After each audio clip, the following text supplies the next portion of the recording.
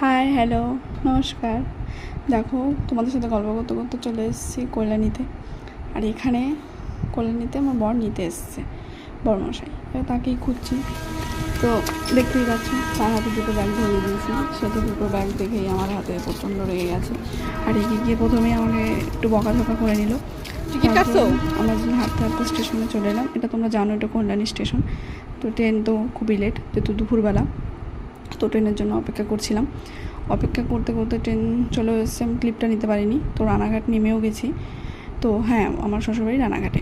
তো রানাঘাটে নেমে আবার যেহেতু রানাঘাটে অবধি বাইক নিয়ে এসেছিলো, তো আমরা বাইক স্ট্যান্ড যেখানে, মানে বাইক যেখানে ও রেখেছে সেখানে আমরা হেঁটে হেঁটে যাচ্ছিলাম।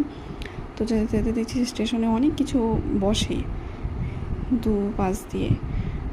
তো সেগুলোই দেখতে দেখতে চলে এসেছি ও যেখানে বাইক রেখেছিলো সেখানে। এবারে এসে তো ওখান থেকে বেশি দূর নয় আমার শ্বশুর